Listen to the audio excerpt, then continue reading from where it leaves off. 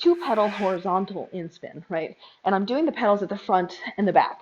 But you could also do this where you're doing the top and the bottom and pedal. So it's almost like a pause, swing, pause, swing, pause, swing, pause. Sort of open your hip when you come to the back. Then you're going to come up over the top and come to the front.